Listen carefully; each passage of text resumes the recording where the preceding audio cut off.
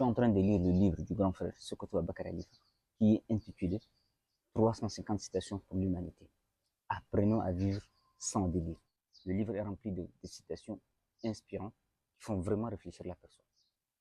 Et parmi cette citation, il y a une citation qui a vraiment marqué mon attention, qui est celle du page 31, qui dit: ce qui importe vraiment, ce n'est pas lié de votre naissance, que ce soit une ville, un village ou une communauté, mais bien la compréhension claire du sens de votre vie.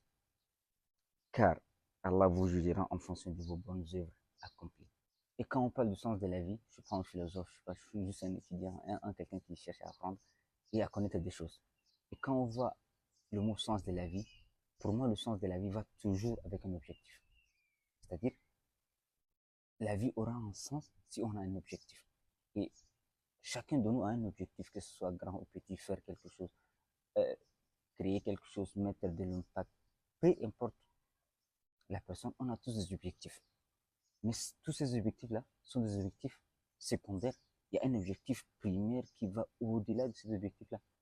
Cet objectif primaire est de savoir clairement, comme l'a dit l'auteur, pourquoi Allah nous a créés. Allah nous a créés pour une bonne cause. Allah a dit: j'ai créé l'humain et les djinns pour qu'ils m'adorent. Et dans le mot adoration, il vient beaucoup de choses. Faire la prière, faire l'aumône, obéir à Allah, faire, ne pas faire du mal à son prochain, et beaucoup de choses.